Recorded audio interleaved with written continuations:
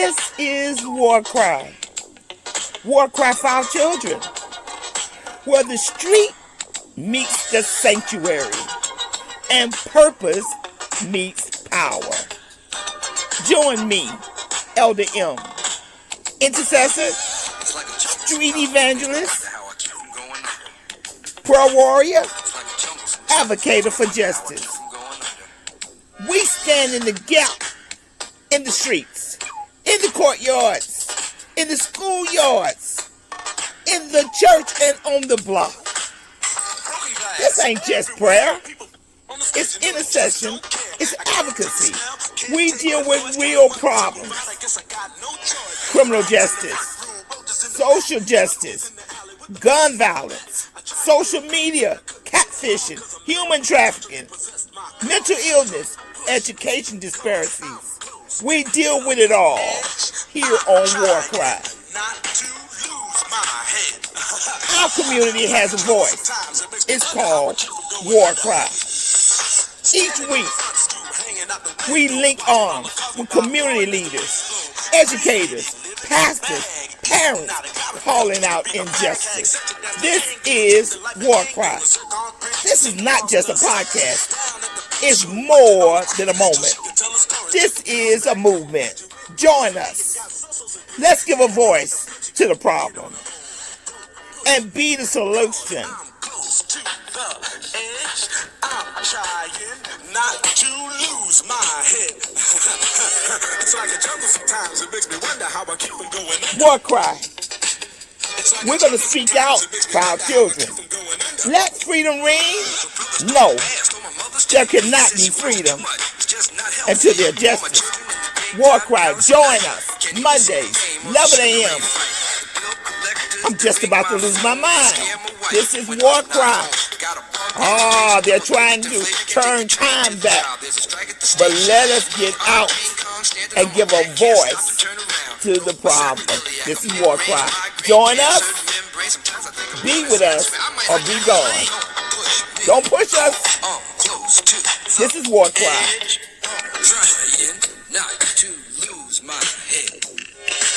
It's like a jungle sometimes. It makes me wonder how I keep from going under. We're not going under. This is WarCry.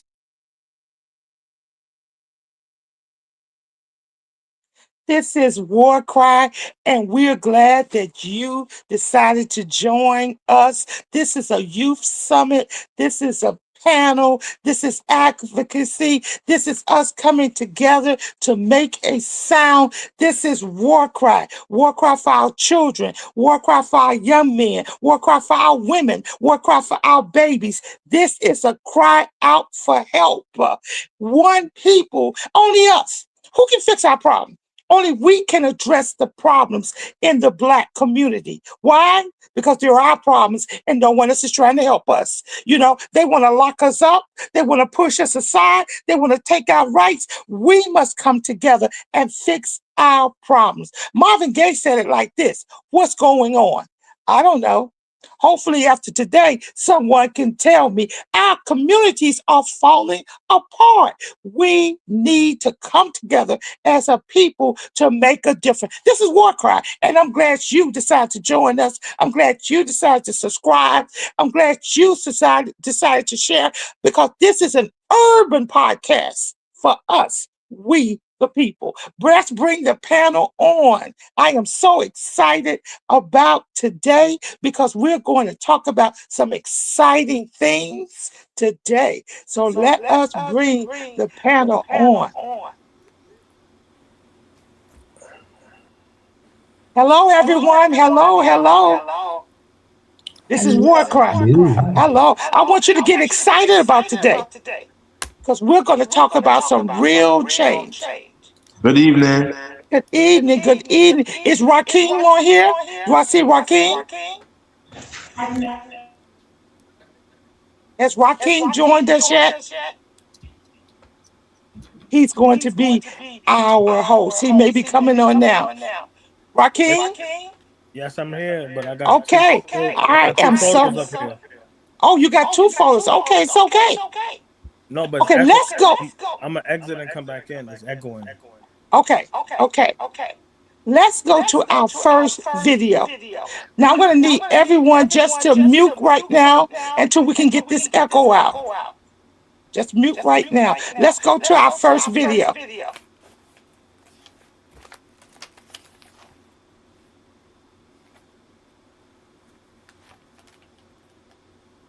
We all agreed tonight, all of the speakers have agreed that America has a very serious problem.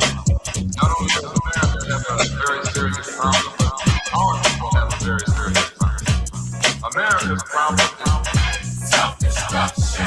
Headed for self-destruction. Self-destruction. Headed for self-destruction. Self-destruction. Headed for self-destruction. Self-destruction. Headed for self-destruction. Well, today's topic, destruction. It really ain't the rap audience is bugging. It's one of two suckers, ignorant brothers, trying to rob and steal from one another. Get caught in the mid. So to crush that stereotype, here's what we did. We got ourselves together so that you can unite and fight for what's right. Not negative cause. The way we live is positive. We don't kill our relatives. Pop, pop, pop, one is shot, who's to blame? Headline, front page, and raps the name. MC to right here to state the bottom line. The black on black crime is way before our time. Took a brother's life with a knife and fight. Cried cause he died. Tried to leave step when he left. Was not slept, so watch your step.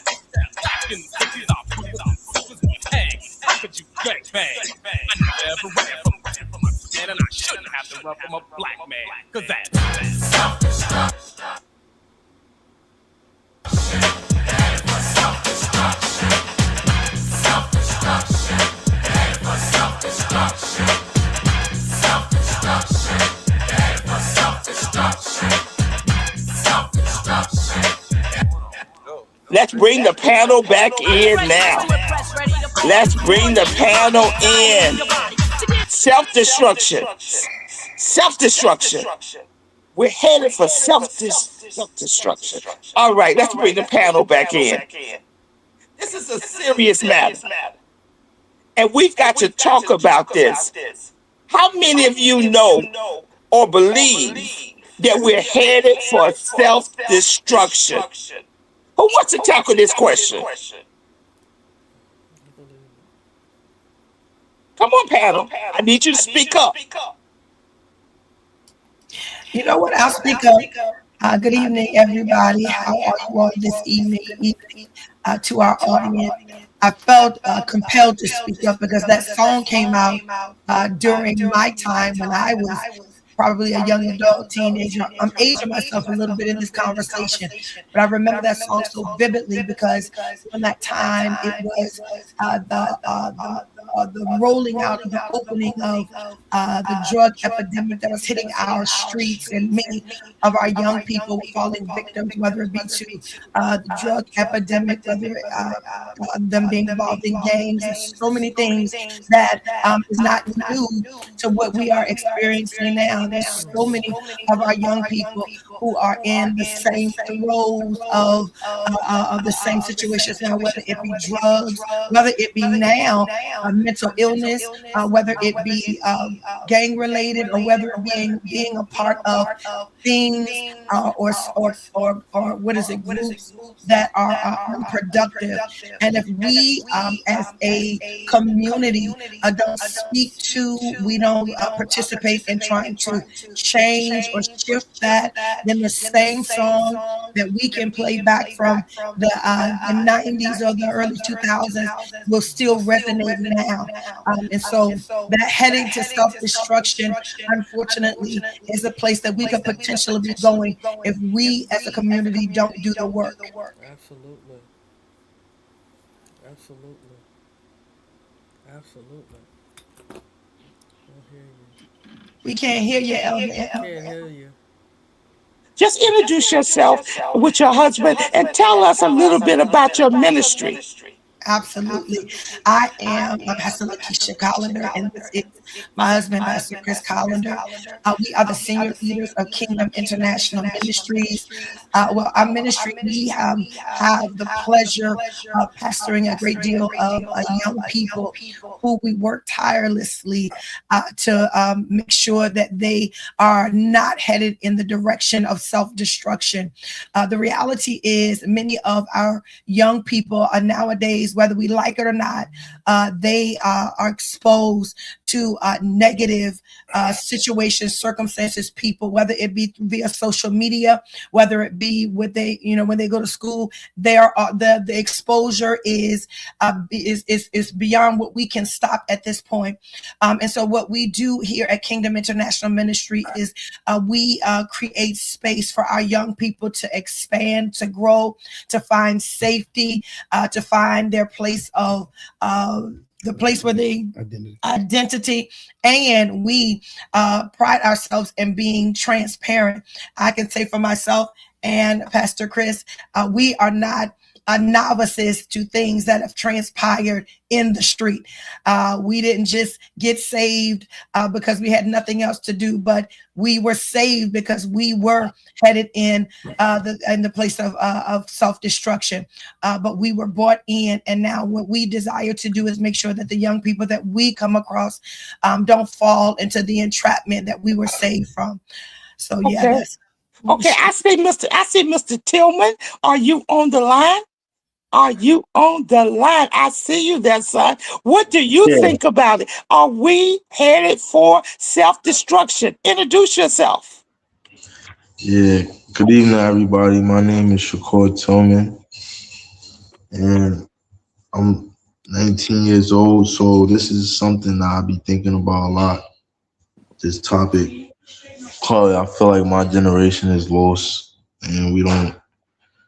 There's certain things that we value that we shouldn't, and there's other things that we supposed to be valuing that don't mean anything to us because we've been brainwashed through social media and a lot of other things to think a certain way, feel a certain way, not thinking Mm, another way.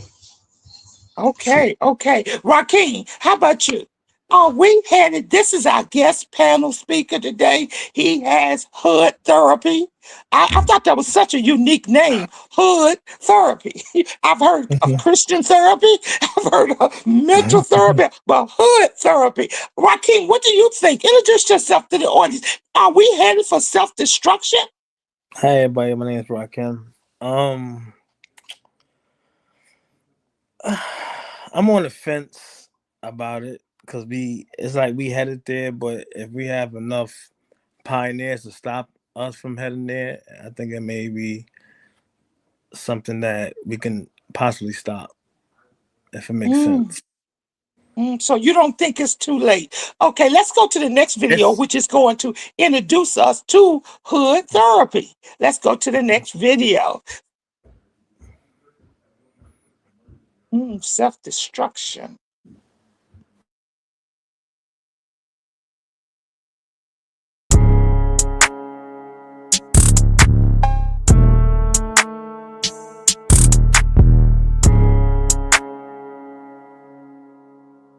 Building with the guys in your community is also therapy because a lot of guys in my community, they know me, they know my trials and tribulations, they know I would never put them in a messed up situation. They know I have their best interests at heart, and I'm a learning, walking experience. You know what I mean? When I left my hood, I was 17. I came home 23. So a lot of the young kids, they really look up to me, and they see that I changed my life around.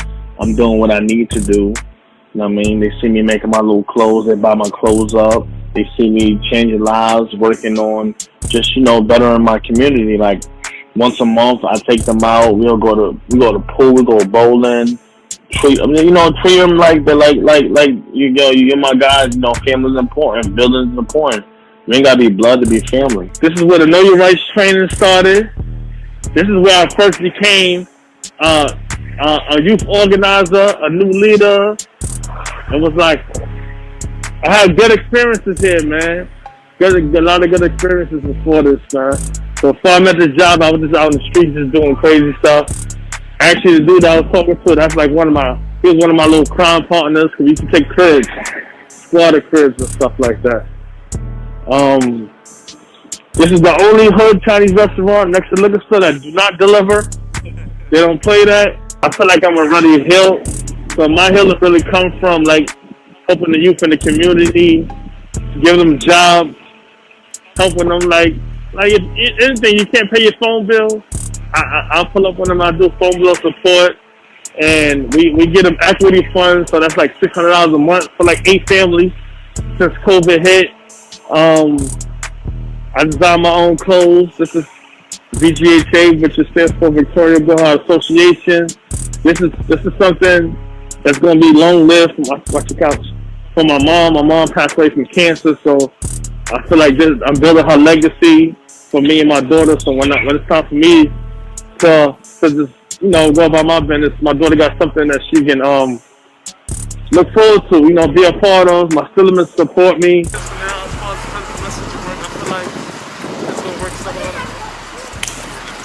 you feeling, my guy? Who you fucking with?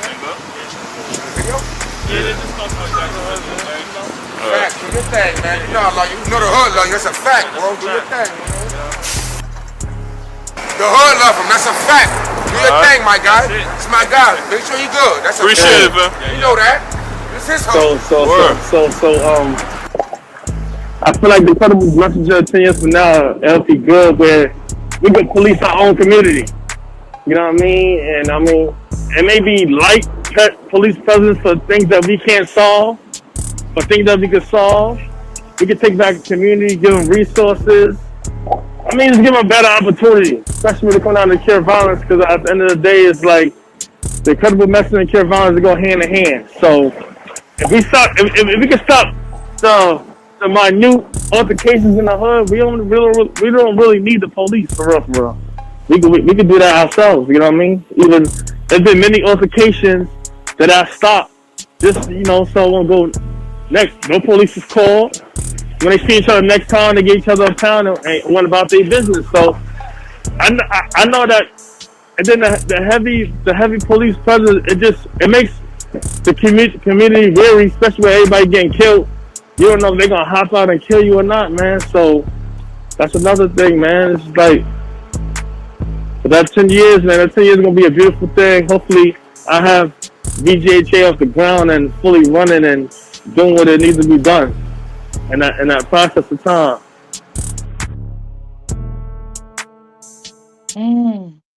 Hood therapy. Back at you, Joaquin.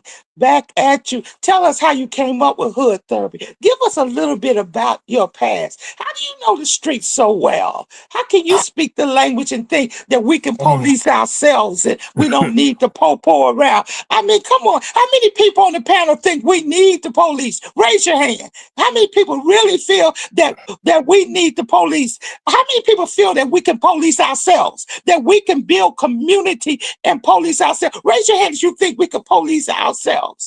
Because we need an answer. Because guess what? We don't have community blocks anymore. We don't have community organizations. So the police got to police us because we can get out of control. At you, Joaquin, tell us a little something about hood therapy and your theory to police ourselves, and give us some of your background.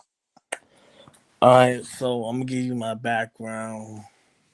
My name is Rakim Covington. And give us your street name. Give us your street name. My street name is Gracie Valentine. I'm formerly incarcerated. I've been in the streets since I was 12, 13 years old. So a lot of things that you have seen or heard before, I've probably 9 times and I've done. I did one of my cases put me away for 5 years. So I was going from 2010, came back home.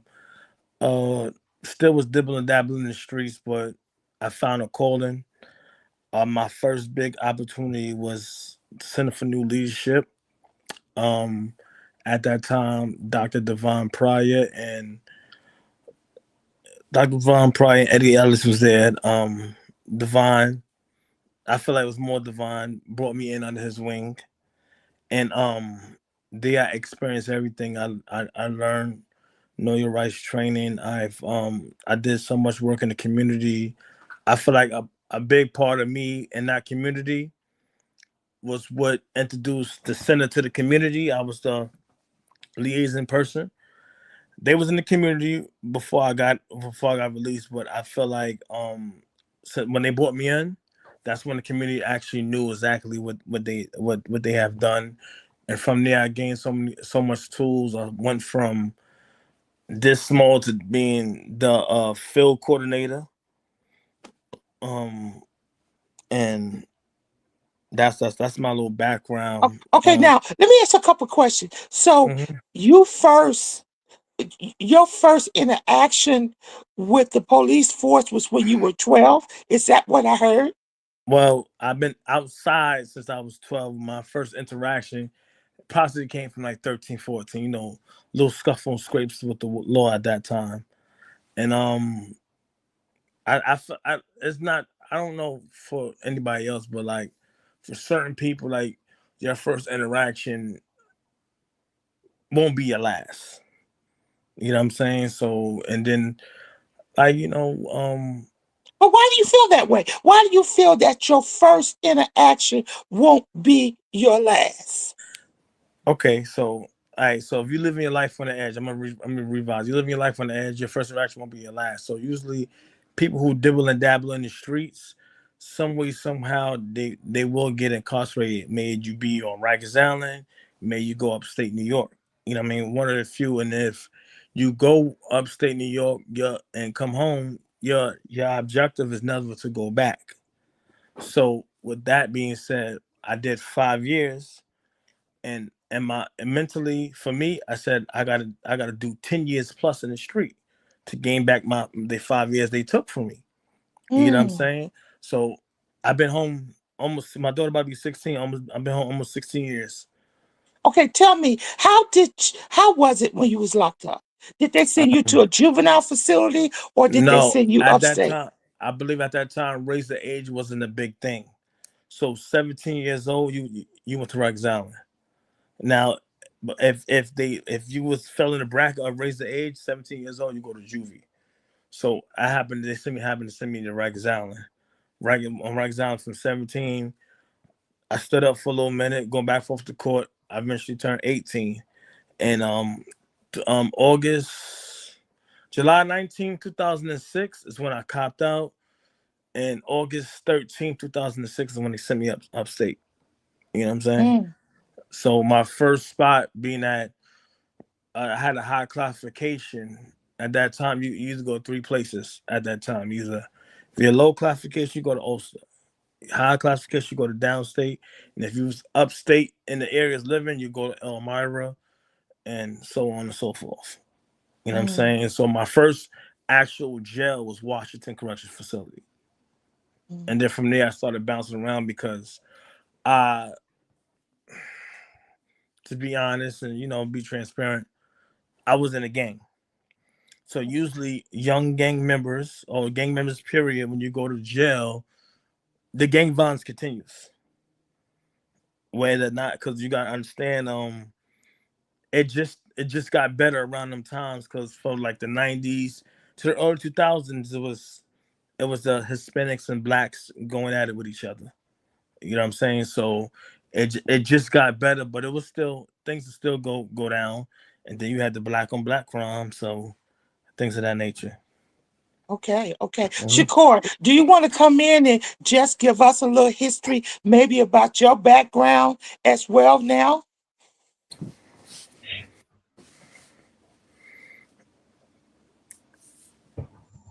Can you hear me? Yes. Yeah, I was waiting for him to finish speaking because I was relating to a lot of the things he just said. Because what he went through, I just currently, and I'm still going through it. I was my first time being incarcerated was 15, so I was in juvenile for 11 months. Then I came home. I was home for like 4 or 5 months. Then I went back for like another 8 months. Then I came home. I finished the year on probation. I was doing good. I was 17. I turned 18. I have my daughter. My daughter is one now. She just turned one, April 13th, like 2 weeks ago.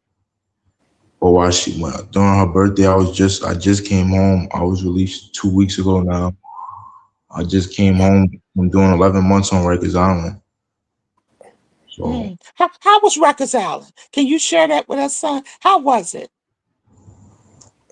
it was pretty much what he just said, but like it's like now it's like kind of like more like it's more like disgusting. Like it's no COs is foul. And like he says, like it's more like because I was like he said, I'm still trying to get out of like being an active gang member. So I was kind of known for that. So I had to. It was a lot of things I had to do. I just came home from solitary confinement. I was there for 3 months. Cause like he said, like when you're an active gang member, some things you gotta partake in. But I'm trying to get away from that now because I just got released 2 weeks ago, and I'm trying to take care of my daughter.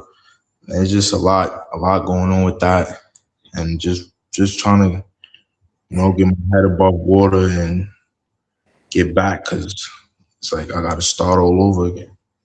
And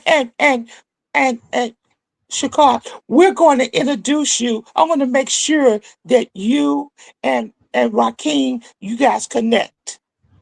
I met this young man. He's shaking his head. Yes, this is a powerful, powerful brother. Now, my question that I want to start with is, and this is for everybody to answer it, is that why do young people carry guns? We know that over the last couple of weeks, we've been hearing about 15-year-olds, 14-year-olds. The younger group now are carrying guns. Could you just everybody on the panel, I want you guys to be last. I'm gonna start with you, Peggy. Why do young people carry guns? Peggy. Kiki. Someone Yeah. jump it. Okay, go ahead. Okay. I think young people carry guns because of the examples that they're following. A lot of times it makes them feel like it's like a lot of it's ego, it's pride, it's those type of things, but also they use it as a form of protection. Obviously not what we want to see happening within our neighborhoods, but it's this like show of like no matter like feeling like they could hold their own and feeling like they have to do that on their own. And it goes back to kind of what was being said earlier about how communities need to come together to like look out for each other, and like there needs to be, I feel, even a collaboration between the police and the community, so that way there's like a working together and not this battle against each other to do what's best for the community, so that way you don't have these young people walking around feeling like they have to protect themselves from each other. I feel like there needs to be a better collaboration. Now, Kiki, while you're here, tell us a little something about your ministry. Yes. So I have a ministry called Pray for Hip Hop. We've been praying for the hip hop community for the last 14 years. It's something God put on my heart just to be able to see Him infiltrate in hip hop. Like for me, I'm also a rapper, so it's not like I'm saying all hip hop is bad. That's not like where my message comes from. But it's just knowing that there are so many within the hip hop community that I want them to know who Jesus is, and I want them to know there's another way to use the gift that He's given them. And I've also seen the negative impact that hip hop has within communities as well. That oftentimes music motivates violence, and it's the truth, it's a fact. And so, but it doesn't have to be that way. Music is a powerful tool, it's a powerful weapon, and in the hands of God, it can do so much, such a different work than what we see it doing. And so that's where I stand with my movement, and it's caused me to be able to run into a lot of different hip hop artists randomly walking down the streets, and I'll see an artist or see somebody. That's what allowed me to be like on the Breakfast Club. I ran into Charlemagne twice and prayed with him right on the street. It wasn't about like who I was or what I do. It was about a moment of touching heaven right there on the street. And that's what the movement is shaped around, like getting the message of Jesus within the hip hop community. Thank you for sharing that. Thank you for sharing that. Okay, Minister Trevor, why do young people carry guns? Well, I think the reason why young people carry guns is not so much different when I was growing up why they carry guns. The scenario is the same. Uh, they want to be the big man on the block. They feel that they want to have this group. They want to threaten other people for whatever, a variety of reasons. But I'm not even going to say how old I am. But what I'm telling you, the reason that our young people are carrying gun is very, very similar to what these young people are saying now. So then that we begs the question as to why have we let this stretch go for this long, seeing what is going on in our community, looking at our age now, seeing when we were teenagers. Why is this still going on? I do agree with the young man to some degree. If we could get the community together, if we start policing ourselves, if we start loving ourselves and realize that we have the love to overcome many things and start being neighbors and acting and don't have this, well, I don't want to be, he's doing this, he's doing that. Start being neighbors to each other. Start understanding, and the church needs to be involved in it. We have more churches on the corner, as many as liquor stores. The church needs to be involved in it and come out and show the love of Christ. I think a lot of this stuff, and I agree with the young man, a lot of this stuff, where is the church? As you Okay. always say, Elder, where is it? Okay. Okay. I want to hear from Apostle Keisha and Apostle Chris. I want to hear from both of you guys on this subject. Why are young people carrying guns?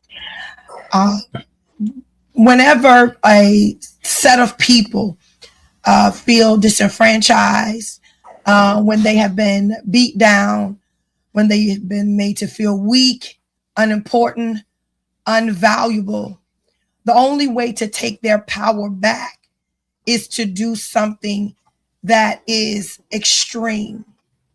And so that's why we see so many of our young people with guns. We know the overall reason of why people carry guns: for protection, out of fear, all of those things. But the reality is, it's about power. If I live in a neighborhood and I own nothing in that neighborhood, and somebody in any moment can come and tell me to get out of my house, leave my apartment, take my car, drag my children out, drag my father out, drag my mother out, and beat them in the street, I don't own anything there. And so when I don't own anything, then I don't have any control or power. So the only way I can have power is to take it from somebody. Most of the time, unfortunately, it's being taken. We're taking it from the people that we should be connecting with and empowering. So that's my thought. Apostle Chris, why are people carrying guns? Why would a black man carry a gun? I'm going to say it like this. I don't have a crystal ball why people have. I think that that's a very broad question. But the main thing that really comes, it's a transfer of identity. It's a transfer of identity. The gun is nameless. The gun is powerful. The gun doesn't have any history attached to it most of the time that they know of anyway. And I think that it is just another way to identify, to be seen, to be recognized, to be reckoned with. And I think out of that, of course, we're much older than this current generation, but I had my brushes with the law as well. I think I was not you, Pastor. Yeah, I love it. Listen, 3 times, but I've had even greater bandwidth preaching in Elmira, Woodburn, Rikers, Queens, and mentoring young people from various ages that now who are no longer a threat, or I wouldn't even say a threat to themselves, but now are contributing members of the society out of that understanding for the need to be seen. The gun says you have to see me. You have to respect me. You have to reckon with me. You have to fear me. It's all rooted in identity.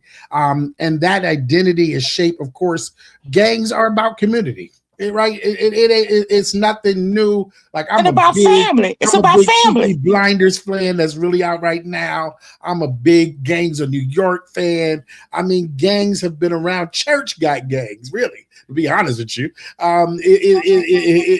it's not a it's a negative connotation on a community that I just believe that wants to be seen.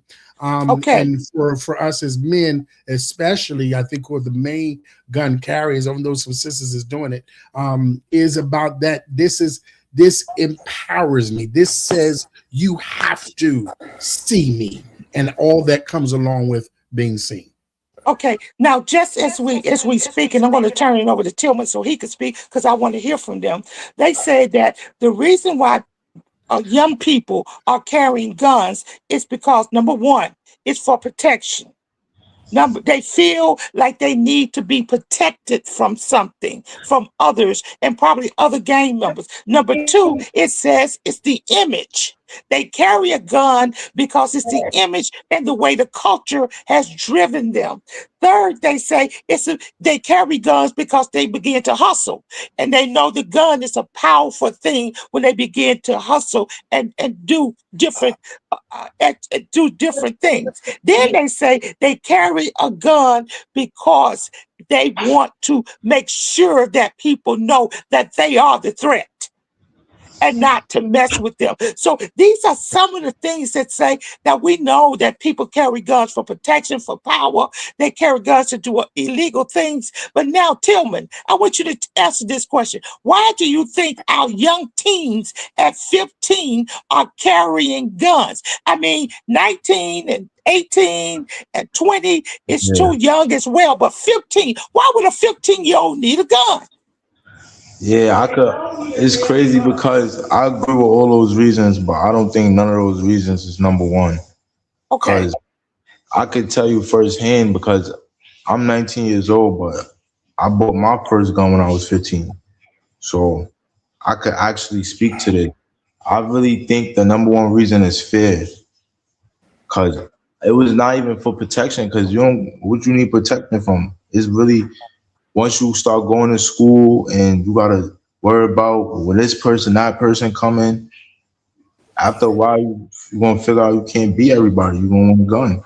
That's what you see on TV. That's what you see on social media.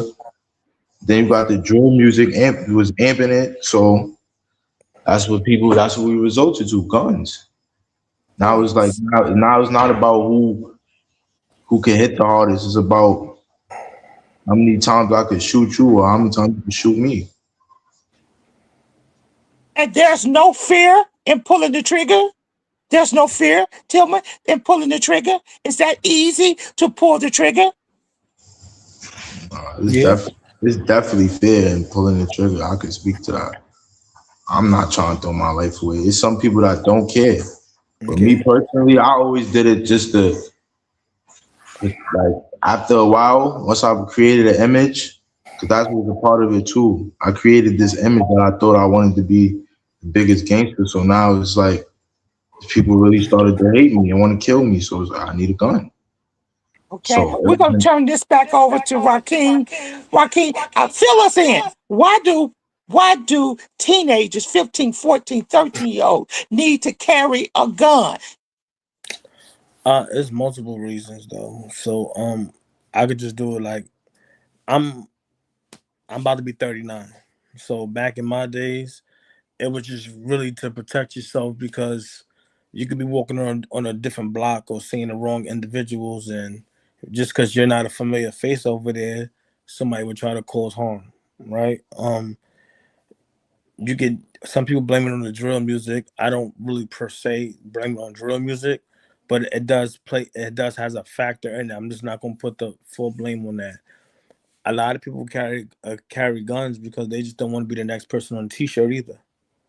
And nowadays it's gang violence, but it's not the real gang violence. So the ratio of like Bloods and Crips to this day, it has went down versus the gangs from different blocks.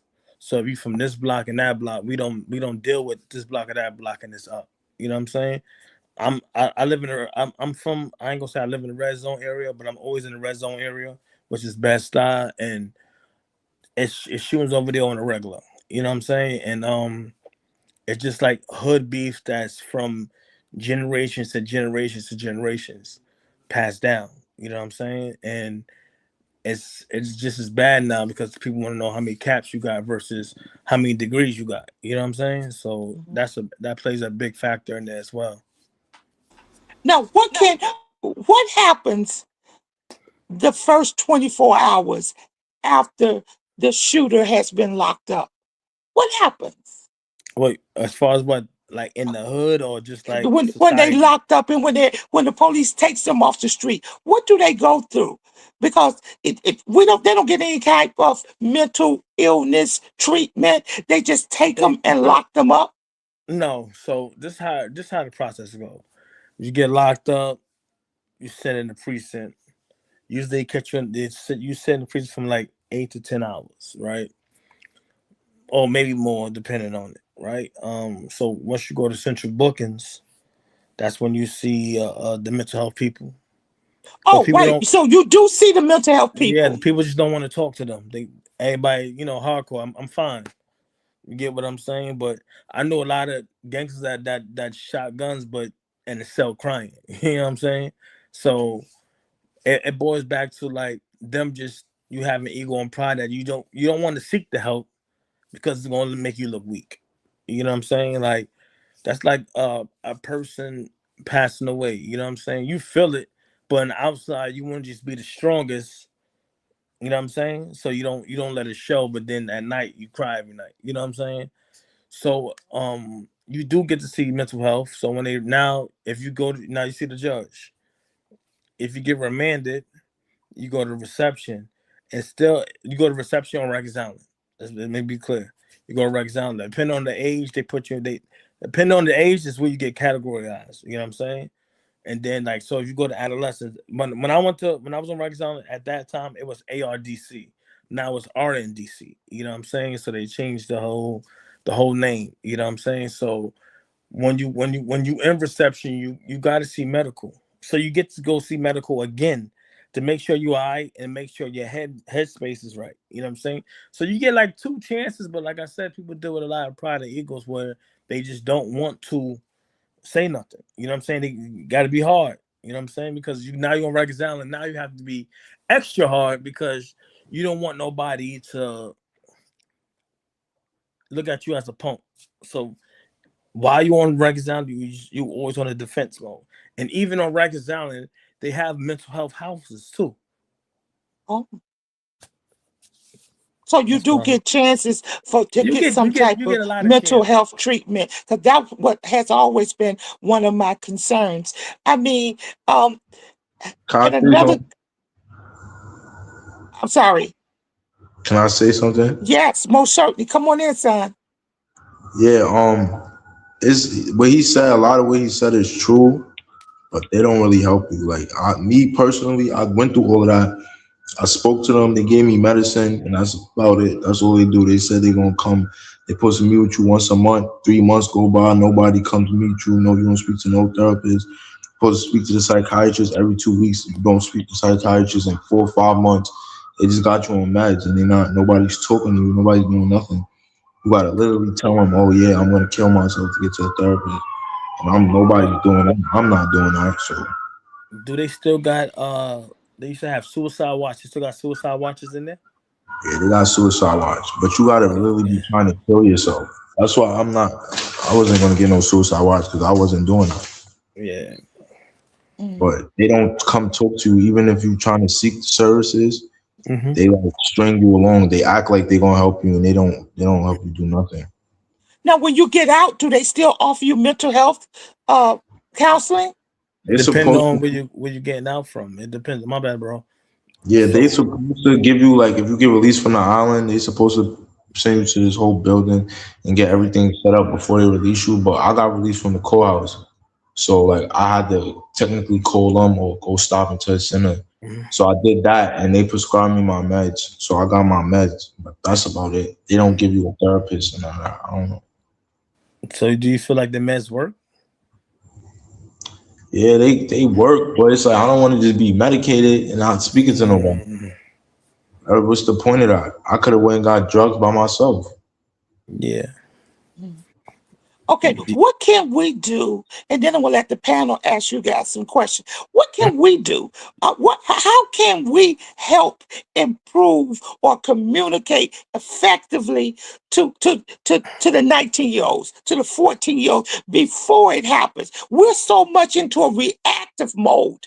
What do you think we can do? Can we really tell when a child is at risk? I'm gonna let Apostle Keisha, come on. Can we not identify at-risk children to try to work with them before it gets so chaotic that there's no help? What can we do?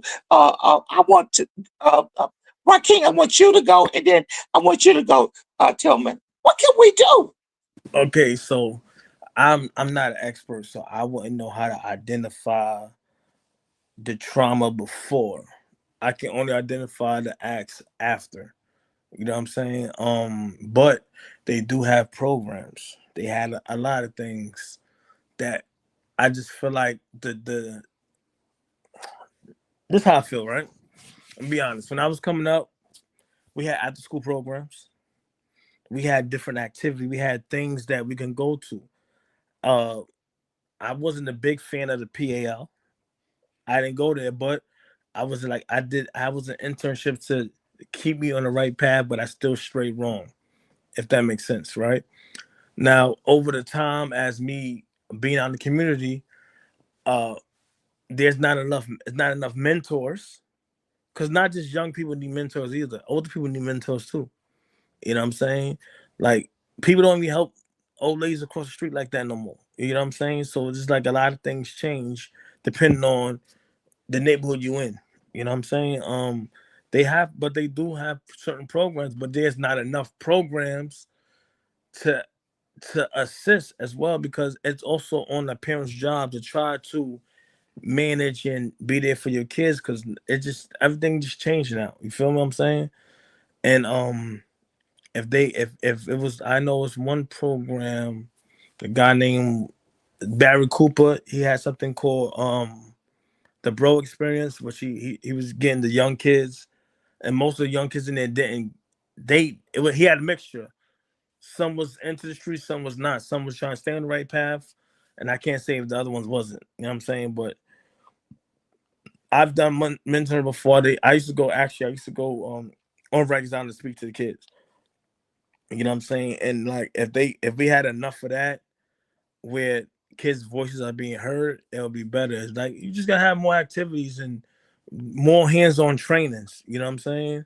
Like, a lot of these kids want to be drill rappers, so some people should just mentor him, get in the studio with him. You know what I'm saying? Something, But because let me come in. But we know the type of drill music is what's really pushing the crime with our young people.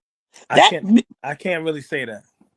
I can't say that, because I know kids from my era, we didn't have drill music. You know what I'm saying? And we still wound up doing things. You know what I'm saying? It's not. I know kids that don't even listen to drill music that's locked up.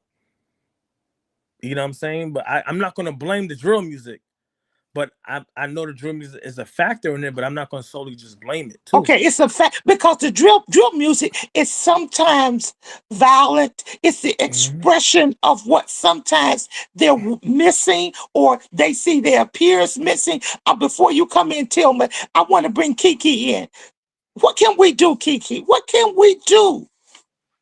I think we need to listen more to our young people, especially because, like, even like having conversations like this and getting to hear, like, their stories too, of like how where their journey led them into incarceration and things like that, and to see what they're doing now. I feel like it's important to hear it because it helps you to see the root as opposed to just looking at what the fruit are. You know what I mean? So I feel like it's important to have more dialogue. And like what he was saying earlier, sometimes when you look into a community, you could see like the beginnings of like something. We know when something's not right, you know, or like when somebody's just not doing right. And I think like especially with young people, let's look into their schools. How's their attendance at school? Who's not coming to class? What are they doing after school? Who are their friends? Like you can see circles that look a little shifty. And it's like instead of for like walking past and saying, I'm gonna do this, how about having conversations? How about having more sit downs where you let them see a face that's not gonna just judge them by their appearance or judge them by where they live, but actually be a mentor and be able to stand in that gap and say like, yo, I'm here if you need to talk. So if they're not getting the services in other places, maybe they need a big brother, big sister. And my thing is with music, just to go back to that a little bit, I agree it's not only the music, but I feel like it's also environment. It's also what they're around that feeds, because a lot of things too, it starts with a thought. You meditate on a thought long enough, it's gonna sprout actions. It's just like a seed. You plant a seed, you water that thing, it's gonna bear fruit. I feel the same thing about whatever you're involved in at all times. It's gonna water your actions. So we need to be able to show other options, to show that there is another way that you can live, another way that you can show forth what's inside of you, the gifts, the talents, your abilities, your dreams. Like I feel like that's such a thing that's not talked about anymore with young people. What is your dream? What do you want to be when you grow up? It's not just this influencer or YouTube thing. It's like, what else can you be? What else is in you? Like I feel like there's not enough conversations about that anymore too. Okay, Tillman, what can we do to help? What do you see that we can do to help to support, to do better, to identify? What can we do, Tillman? I think everything they said, but it's really like just better in the communities. Like we need more opportunities. Cause I know I had a passion for football. I really love football. I wanted to go to the NFL at a point, and I was really good at it. But my mom couldn't pay for it no more, so I couldn't play no more. So I feel like if I had a way to keep playing, or like I always used to say, like I wish my mom had enough money or somehow, then maybe I would have never start doing other things that was easier for me to do that didn't cost no money. Okay, okay, now we're going to open it up. We're going to have Minister Trevor, your first question to them, to the panel. He sort of answered my question, a young man. I wanted to know what two reasons. Why did you guys drop out of school? I hear like very young age, 12, 13, very young age, and I want to know what happened the day before that you wanted to drop out of school. Nobody was checking the attendance. Nobody was saying that you weren't in school. Nobody was saying that you were skipping classes. What happened in that process that you decided I don't want this and I'm going to the street? What happened the days before? Who's that for? Well, any one of you young men that want to Oh, answer. Oh, oh, I didn't drop out 13. Mm-hmm. I didn't drop Well, out. what Actually, age? I Well, actually what happened was I caught a case, and that case alone Mm-hmm. got me on Rikers Island and got me to sit up until I went upstate. Uh, When I was upstate, I tried my best to do the progress, but once again, the environment didn't let that happen. And when I came home from like doing that, I've been to GEDs. I just never finished because I had a lot of different engagements that was time sensitive and financial more for me and my livelihood than getting my GED. okay, So okay. Tillman, you want to tackle this question? yeah, like what you just said, I stopped really going to school. COVID hit when I was in seventh grade, so I didn't have to go to school no more. Literally, everything was online. Like I said, my like the school is giving out like laptops and stuff, but they wasn't giving out Wi-Fi. My mom couldn't really have Wi-Fi like that, so I couldn't even really go to school. So it's like I'm outside. I'm going outside, and I start getting to other things because I don't got to physically go into school. And then when they came back the next year, they was doing 2 days in school, 3 days online, and I was doing it for a little bit, and then I just stopped going. I was going to school and doing all my work because I was smart, and then stopped going back. And then they just gave me a diploma. Okay, all right. The apostles, your question for the panel. Do you have a question? No, I really don't have a question. I think that they have coined well the experiences and the reinforce the idea that it's not a singular solution. It's not about activity. We have activities like I walk the community. I volunteer for community control. Feed the community. I feed the community. I'm a business owner in the community. I take young men under, all around. That's just, what I do. And I'm not saying that from a braggadocious point of view, but I'm just saying in terms of not saying that I'm not in touch. What I'm saying to you is what I think, what they have coined so well for us is that they're, especially with Shakur, when he talks about, the things, his plight was the plight that happened from a mom that was trying to provide for her family and had some inequities and some challenges, economic challenges, which I come from a single mom, right? So again, age is age. It's the same brick with a different color, bottom line, right? The music is not the only it's the culture.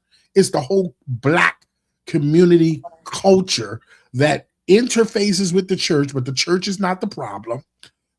It's so many different systemic things. But I gotta come in, Apostle. You give me permission to come in.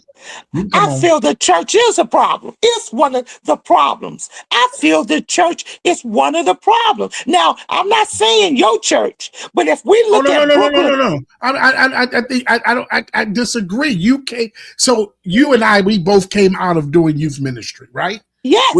Where we had hundreds of kids.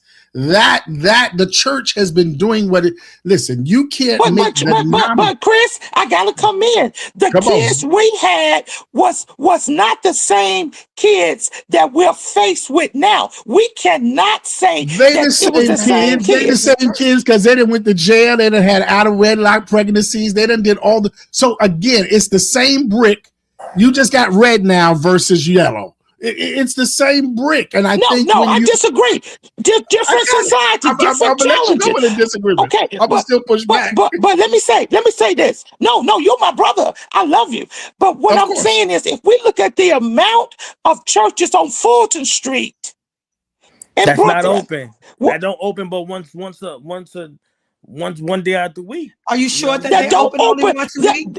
Yes. Are we sure that they open once a week? Because because the doors are not I'm from your hood too. Doesn't mean they're not open. Listen, our doors are not open, but our church is open. Our numbers are available. We're having a conversation. Now your church is over. Your church is open, but there's churches in Brooklyn on Fulton Street. I agree with Raheem. They are not open. They open on Sunday. They close it up plenty of times. I've canvassed the neighborhood. Go to businesses from Tompkins down to Fulton Street. I know this for a fact. That's what I'm saying. I'm not saying what y'all not doing, but y'all. No. It's not personal. It's not personal. No, it's not personal. It's not personal. It's not personal, but some churches only open once a week. I've knocked on a church door and they were snotty, and I had to look up and say, "How you snotty in the house of the Lord?" So How you snotty? I knocked on the church door like during my campus. No, I got. Listen, you. That's just like saying all Black kids are on the streets. Like again, so you're gonna have good kids. You're gonna have good church. You're gonna have bad church, right? You gonna have good politicians. You're gonna have bad politicians. You're gonna have good drug dealers. You got bad drug dealers, right? There's good drug dealers that help the community, even though they selling their product. They help the community. And listen, I'm telling you, as a person who's a business, who has a food truck, I'm telling you, came out of Bed-Stuy, went to school in Bed-Stuy, all of that. So I'm trying to tell you, again, I think if we pigeonhole this and look for somebody to blame, listen, some of those churches have been around longer than we've been around. We don't know their history. And a lot of churches like Shakur's mom have a struggle of resources. You're going to have snotty people wherever you go. You go to college, you got snotty people. Anywhere you go, I'm going to throw it to Apostle. I'm going to throw it to Lakeisha. I'm going to throw it to Lakeisha. What is the church's, not just your church's, mandate? What is the church mandate to come out of the four walls? Well, The church's mandate, watch this, is to go into the world and make disciples. Yes. That's our mandate. Hold on. That's our mandate. Right. It's to go into the world and to make disciples. To make disciples means that we're making people who follow, who are surrendered and submitted to the word of the Lord. So whatever that looks like, whether it be how we draw them in is what you others, when people look at us, what you're looking at, not necessarily what our mandate is, but the draw. Are we drawing? So every church has a different it's also process to go for the lost. It's also to draw the lost. Well, that's how we make disciples. You're discipling That's how you make the disciples. That's right. how That's where it's coming from. So we we're stay looking in the for the inside of the wall and don't go out. And now I'm not talking about you guys, but I got the pastors on here, so I got to go out. Okay, so you know what? Listen, you know I'm highly evangelistic. Like streets is what I love. But I think when we talk about draw. When we look at draw, for some churches, it's relational. Some churches never go out and do evangelism, but they are full because they have relationship. What this gentleman is, when he went back to his hood, I listened to the video. They say, yo, you know this hood. You got credibility because you have relationship with us, with this hood. We know your history. We know your development. Now we see your future. Therefore, we have relationship. You cannot judge a church, which I have done. And I'm telling you, you cannot judge a church because it doesn't fit into the paradigm of what we feel is the way to reach the lost. I'm not judging the church, but I'm saying the doors of the church should be open. They should be open, not just open on Sunday. If you got pews in there, what's that going to do? They should be open. A lot of those pastors are in there. They should be giving clothes out. They should be providing mental health therapy. There's so much of that going around. So much of that. It's overkill. I don't know. I think we don't need another feeding program. Yeah. No, you're right about that. We don't need another feeding. I think every church outside of the church as a whole mandate, they have their own passion, right? And so each church has a passion, right? Ours just so happen to be more community based, more outreach based. That's the passion. You may have another church that has another passion. Doesn't mean that they don't have a love for the community. Seniors, they might love seniors. Our passion is supposed to be for the lost. What does the law? Who defines what the loss is? How do you define what is lost? How do you define? Listen, there was people that was lost in the house. There were people that the woman that lost the coin. The woman that lost the coin lost the coin in the house. Yes, she did. But you know what I'm saying. We're talking about the lost outside the walls of the church. And let me just say something. These are my brothers and sisters, and I love them. Each other. But I can't put the church. Okay, Kiki, what do you think? But this is real conversation. Like I'm not afraid of conversation. I'm not afraid to rethink the conversation. That's right. Kiki, what you think? Let me bring in a young person in. I don't want us to walk away with the blame. The blame is not on the church. It's on the community. It's on the politician. It's on the family. It's on the family. The primary failure is the family. Because before they get to church, the family is only made of people, families. Right. The church is made of families. Listen. I didn't Let me bring Kiki in. Kiki, what you think about the church? Kiki, what do you think about discussion? I think that it's true, like we can't blame the church, but I feel like the church also can take accountability for where they can improve. And like for me, when I think about what they were saying about like different churches have different passions, if there's a bunch of churches like within one community, why can't those churches come together and say like, hey, I'm like, so that way it's like they're coming together as one body, even though they all have different things that they handle. So say if one church in this block likes evangelism, this one has a feeding program. It's like, why does it have to be a competition sometimes amongst churches of like, who's doing this, who's doing that? Instead, come together and show the community that the church also works together. Because sometimes when people coming off the streets, they come into the church and they're not seeing any unity either. And then they'll go to this one and this one's talking about this one. So there's division everywhere. I just feel like as a church, we have a calling to show forth different fruit than what we're seeing in the streets, what we're seeing in broken communities. We have that call because we know, especially those who know better, you do better. And not to say that the church has to be perfect, because that's one thing people always feel like, that just because somebody's walking with the Lord, that everything about them has to be perfect. We make mistakes too. The church definitely, the Bible's full of people who made mistakes. All And day, so every day, all day. Yeah, yeah. exactly. So it's like to Yeah, but show them that you can't, even in making that mistakes, we're not straying from what we know to be true. We're not straying from what we know to be right. But I do feel like that there needs to be more of the church outside of the building. And like, even if that, say if there's like, again, if that's not your, hey, this church, you guys are doing outreach, how can we support you within the church? There can be teams. If there might be somebody who does want to do evangelism, but because their church doesn't do it, they don't know where to do it at. So why aren't we collectively like taking over a whole community as one kingdom? That's one thing I think we forget. That is not us building our little communities here and there. It's one kingdom when it comes to Christ. Okay. Do we think that gun violence is a public health issue? I'm directing that question at you, Apostle Lakeisha, because you are the social work expert. Do we think it's a public health issue? well, I'm actually I'm an educator, and I do I counsel too. But at this present time, I'm an educator, as well. I think ask me that question one more time because I want to Is be gun clear. is gun violence a public health issue? Oh wow, I do think it is because gun violence is so much broader than our community. You know, when you play that song, Self Destruction, it brought back a strong memory of when the inception or what created the inception. Now, when we talk about, I'm gonna go back and I'm gonna date myself, that during that time, one of the things that was a challenge in many of our communities is that guns were placed in our community. There was a time that many of our people didn't even have access to guns like they have now. It just wasn't a thing. But the guns and the drugs were placed in the community.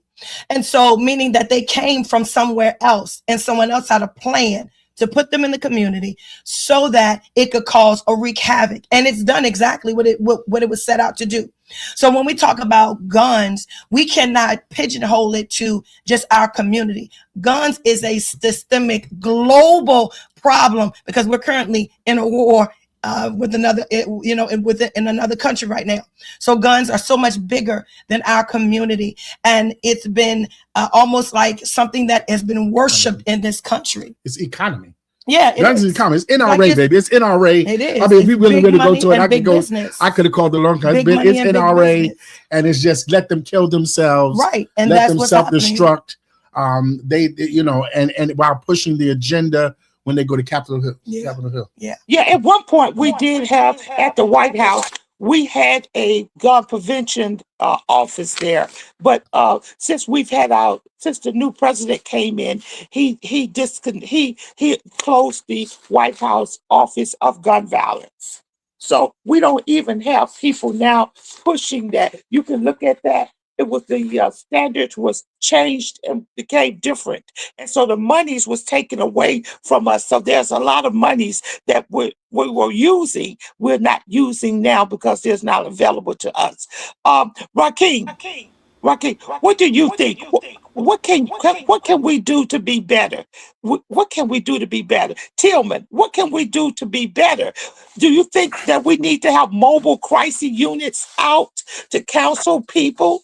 Do you think that every time we have an incident, we need to put have a mobile counselor van, van that has counselors in it to start counseling communities? Do you think that would help? Well, that would help because so every time somebody gets shot, technically all the cure violence are supposed to get together and they're supposed to do a shooting response. So on top of doing the shooting response, I feel like if they had the mobile crisis van to give the services, whatever's rendered, like if mental, whatever, it'll be better. You know what I'm saying? But it seems like I don't think somebody have that real idea to put it, or I guess it's not enough money to push it through the whole 5 boroughs. I don't know. But if I feel like if they had more of those, I ain't gonna say it'd be better, but it's worth a try. Okay. Anything is That worth was a one of try. the things that I had thought about. How about you, Tillman? What you think? Yeah, that's what I was saying. I was kind of saying like what I was about to say is I think the other young lady she said they're right. Like everybody got to come together. It can't just be one. This you got to be able to know somebody everywhere you go. Everywhere you traveling, there got to be somebody there where it's a safe space where I can't. I only know people in my neighborhood. We got to take buses, trains. We gotta have people everywhere to where we know that there's safe spaces. Okay, okay. This is I a have a problem. I have a question Yes. because I hear the same thing from all of us. All of us are saying the same thing. My question is, when we say we all have to get together, what does that look like? We're the church. Then you have other entities and other entities.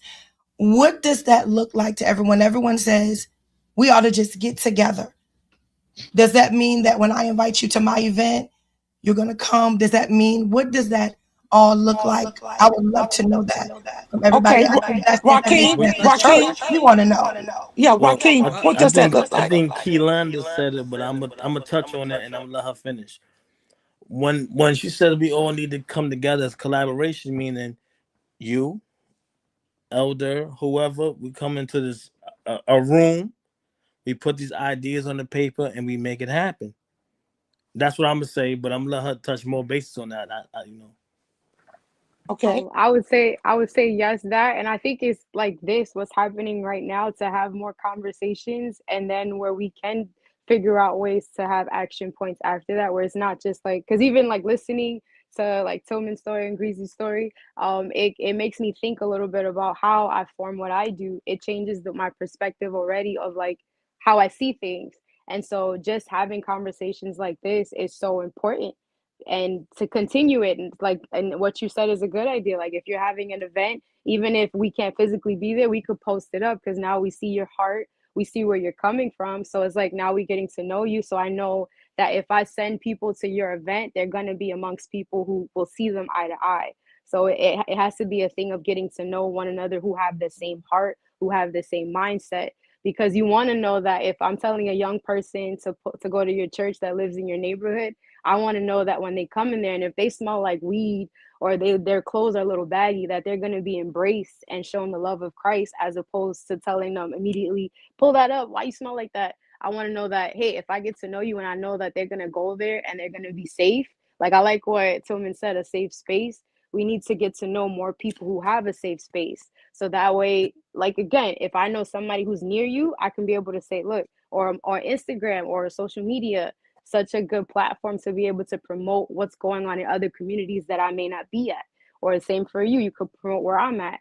So that's a thing of coming together as well. And like I said, that it shouldn't stop here. Like I enjoyed hearing each one of your hearts and like what you do for your communities, and to know, and it's also encouraging to know that we're not the only ones who see that there's another way. That's another I way. Minister can I Pat, do you have anything you uh like to say? can I just say something real quick, Yes, please? Yeah. Wait, yeah. wait, After her, wait. Let me bring Joaquin in. Go ahead, Joaquin. just real quick. So when I was with my last organization before I'm with the one now, what we used to do every month, me and the program director, we used to hold a space called the Village Circle, where we invited the community in there and like tell us what they may have needed, or just a safe space. We had and just fast forward to recent, we had a yogi medicine man that used to come in and do like holistic healing. May it be like something with your headache holistically, or if you need to like speak to somebody because you had some heavy things on your heart. It was like that. His name was Asif, and from there, that's why I got the idea for what I do now. But I'm gonna pass back to the pastor. Okay. Mr. Trevor, you have any question you want to ask? Yes. Now, what I was thinking of, because I am an educator. That is really what I do and who I am. And when she was talking about, the young lady was talking about us getting together, one church, and this was your idea, I'm not taking it from you, Elder. The one church can do the reading program one day, Tuesday, Wednesday. One church can do the math, social studies, science. This way it would be a burden on the entire church, on the one church, and the community can come together. I think one problem with our young people is that the education system has failed them.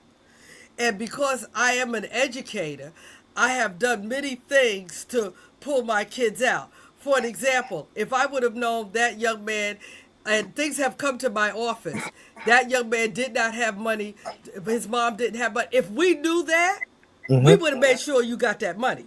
If we knew that, I can't tell you the things that has happened in our office that we put out money with.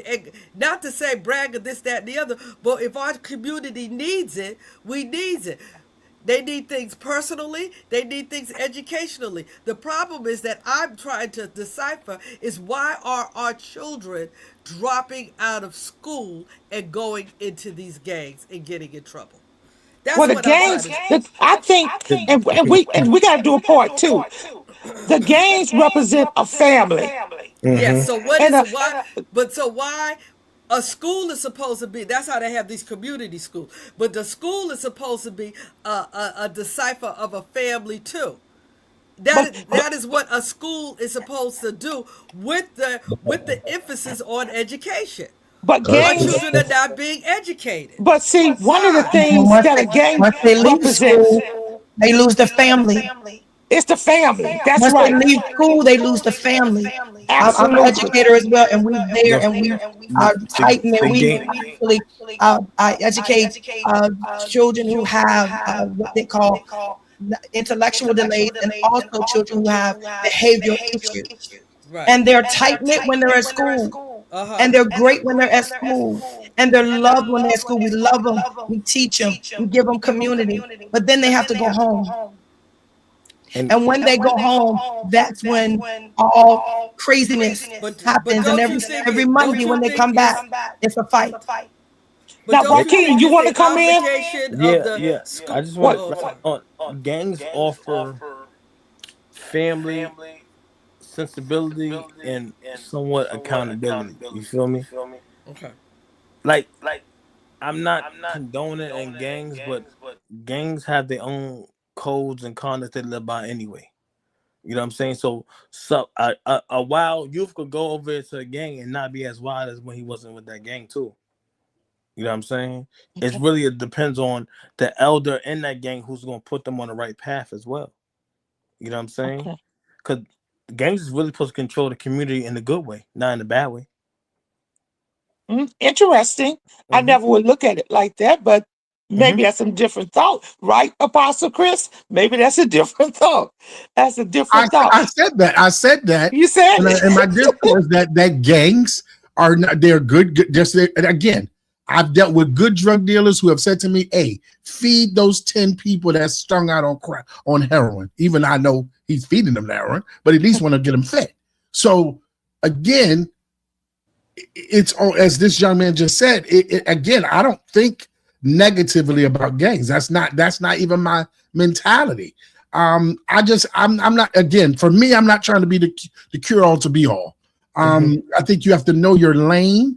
I think you have to operate like Jesus said this for Kia, is that you got sheep that are not of this fold. Like Jesus was dealing with the same things we're dealing with today, the same things with the church, same things with the temple, same things. Like it's all your perspective of how broad you are. Like I've traveled the world, right, and again, been in psychological offices, been prescribed for medications, like again, personally, and then again, interacting with guys, 30 guys at a time, having no father, and then being a father to those 30 guys at a time to make sure that they don't go in the way of of quote unquote the statistic. So none of the things that we're saying is a shock to me, or that there's an epiphany that happens. All it just tells us is that we have to be about our Father's will. I believe one person changes a nation. Each one of Absolutely. us each one of us. But I guess one of my concerns is, and we're not going to be able to answer this, is that we have a lot of young people that are dying by gun violence. And a lot of churches are refusing to bury them, to eulogize them inside of the church for fear of retaliation. I'm not a pastor, so I'm not going to speak on that. But what I will say is that having that amount of young people and introducing them to God at that moment could be their greatest understanding of who God is, because many of them have never been in a church. And when something tragically happens, they come into the church and we have an opportunity to speak to them. Now, I want you to address that, Pastor Chris and Apostle Keisha, because that is a concern. That is a concern. And the fact that that's happening, it's heartening. It's heartening to me. In all honesty, I can't speak to that because that's not who we are. And for other pastors to do that, their responsibility as shepherds is to protect the sheep. If they feel like that in that moment, that may put their sheep at harm's risk, I can't speak to that. Us as leaders of our ministry, we have a responsibility to our sheep. If we know that someone is going to come into our fold and they may mishandle, as a matter of fact, things have happened like that before, where people have come into our fold and have mishandled the sheep. It's our responsibility as the shepherds to handle the misguided sheep. And so as leaders, a lot of times we're caught in the middle, right? As we've seen in the chat that the church doesn't take accountability. When the church does take accountability, then you're being too hard or you're not being fair. So we're caught in the middle. We can't toe the line, and we have to do what our designated assignment is. And as shepherds, and that's to protect the sheep. If in that moment a shepherd feels like their sheep may be at risk, then that shepherd has a responsibility to protect the sheep. And so I cannot go against that. But what we will say is that's not something that we have experienced or that we in the current environment would do. And so for those who have experienced that, my heart does go out to them, because what parent doesn't want to bury their children properly? I definitely I think can the feel space that. is more the thing. So the unique part about us is we are e-community, so that wouldn't be something that we would have to face. I don't think the pastor's refusing to bury it. I think the pastor's saying you can't use this building. This particular space. Yes, the space, because they are afraid of what can happen in the space. Rakeem, you got the last word. What would you like to leave us with? This is WarCry, and you have the last word. What would you like to leave us with? I think the last word should be hope, progression, and it got to. If we're gonna try to help out, it starts now, because it's only gonna get worse later. So let's try to stop it now. That's the best. My last words. Okay. This is WarCry. We had a great conversation. Wait till part 2 come. I thank you guys for being a part of this conversation and this community. This is WarCry. Thank you, pastors. Thank you, educators. Thank you, Kiki. Thank you, Tillman. Thank you, Joaquin. This was a great conversation. This is WarCry. I'll see you next 2 weeks for another great conversation.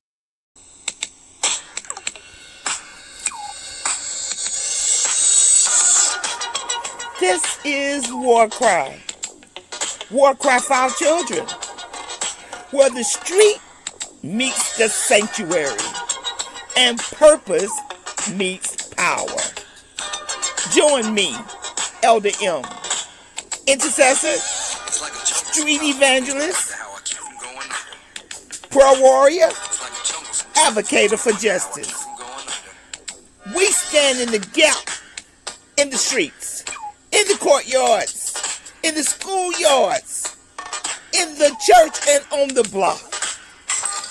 This ain't just prayer. It's intercession. It's advocacy.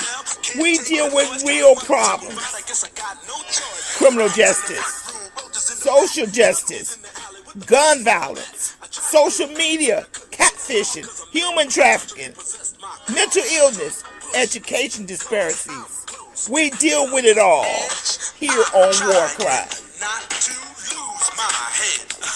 Our community has a voice. It's called WarCry.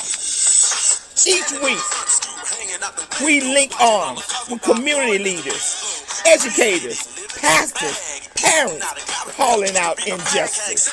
This is WarCry. This is not just a podcast. It's more than a moment. This is a movement. Join us. Let's give a voice to the problem and be the solution. I'm trying not to lose my head. It's like a jungle sometimes. It makes me wonder how I keep them going. WarCry. We're going to speak out for our children. Let freedom ring? No, there cannot be freedom until there's justice. WarCry, join us Mondays, 11 a.m. I'm just about to lose my mind. This is WarCry. They're trying to turn time back. But let us get out and give a voice to the problem. This is WarCry. Join us, be with us, or be gone. Don't push us. This is WarCry. Trying not to lose my head. It's like a jungle sometimes. It makes me wonder how I keep from going under. We're not going under. This is WarCry.